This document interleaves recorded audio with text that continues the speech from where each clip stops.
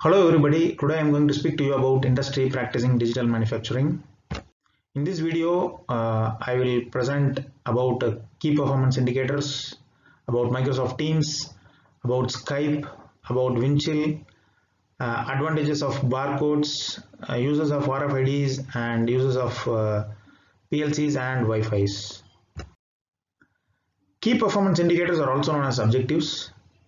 In quality management system, it is known as quality objectives. In energy management system, we call it as energy objectives, and so on. Let us see a few examples of key performance indicators. In a scooter, the fuel efficiency is a KPI. For mobile, the time it takes to get charged completely is a KPI. For a person who has placed an order in Amazon, the on-time delivery is a KPI, and for students, the presenteeism to the institute is a KPI. In industrial scenario, examples of KPIs are on-time delivery, overall equipment effectiveness, customer complaints, first pass yield, MTTR, MTBF, etc. In a company which doesn't practice Industry 4.0, the morning meeting area looks like this, and all the KPIs are displayed here. But whereas when you take an example of a company which practices Industry 4.0, all the KPIs are displayed on an electronic board, and during the meeting time you can use a digital pen and you can explain on this board the reason for achieving a KPI or the reason for not achieving a KPI. This is one advantage, and the second advantage is you can compare the KPI which you have achieved in the last year or in the last month or in the last week because you have all the data in the electronic form. So this is a very powerful system of conducting a meeting, and you can find a lot of advantages by doing an electronic meeting. Here I am going to speak about Microsoft Teams. It is a application which you can download. Here you can assign task to any member and you can progress through these tasks by tracking the tasks status, and it is very easy to network by using this application because they are all connected by a single channel, and you can also strike out the task which is completed, and you can also give them an extension of the date if it is not completed. Now let us see about popular software known as Windchill, which is used in product lifecycle management. There are 4 stages in a product lifecycle management, namely product introduction, growth, maturity stage, and in the decline stage. This software gives the bill of materials, it gives the revision of the child parts, it gives the revision history, it provides drawings of all the child parts on the product, and it can be used by design office, the manufacturing plant, and the aftermarket center, which may be located across the globe. You can use this software for doing a project. Let us say that you buy castings from India and you buy forgings from India and you have C-class parts coming from Europe. When you do a project with your project leader sitting in Italy, you can review the meetings, you can do the assessment of the progress of the project through Skype, and the people who are sitting in India and in Europe can present the status of the project through Skype, and they can also present the drawings through this Windchill software, which I said before. Next comes Obeya. In Japanese, the word Obeya means large room, and this room is used for conducting meetings during the product and process development stages. All the stakeholders come to the room and they communicate with each other and they make quick decisions. Today, with CFT members sitting across the globe, we have a software known as Obeya, which does the exact work of Obeya. The exact activity which is done in Obeya can be done through Obeya. The only difference is there all people meet together physically, and here through this software you meet virtually.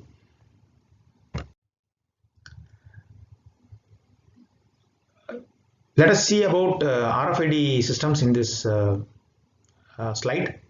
RFID stands for radio frequency identification.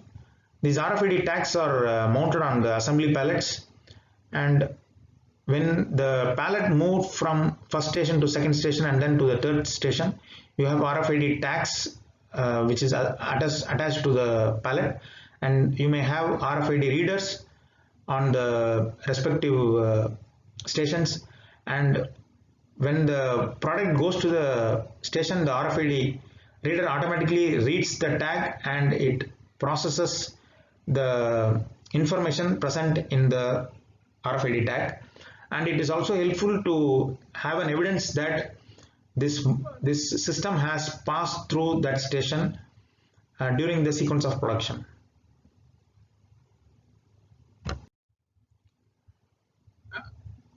Let us see what is traceability. Traceability is ability to trace the history and application which is under consideration. The traceability information may contain the origin of material and the parts, the processing history, the distribution and location of the parts or the product post delivery. Today you can contain all the information in a barcode, and by scanning the barcode you can get all the information which I said you in the previous slide. There are scanners available in the market by which you can read the information present in the barcodes and in the QR codes. Let us take an example where you make a drive shaft for a earth mover, and this drive shaft is heat treated to have a tough surface and a soft core, and any issue in the heat treatment may cause a casualty to the error is the assumption what we are going to make. Now when we have a 2D matrix in the shaft, it gives the country of origin, it gives the date of the production, it gives the batch, and it also gives the heat treatment batch. In case if you need to recall a particular shaft which is made in a country or in a date of manufacturing, or which is produced on a batch or in a particular heat treatment batch, then using the 2D matrix you can go and scan the shaft and you can decide whether this shaft has to be recalled or not. So this is a very big advantage what we have by the digital manufacturing systems thanks to the industry 4.0. And now let us see an example of automatic gauging in a grinding machine. So let us assume that we need to grind a shaft with a tolerance of 30 micron, and there are grinding machines which have systems like this. It takes stock, the levers take stock of the shaft when the shaft is loaded, and it grounds the shaft to the required specification. So here I have presented a system from Marpos.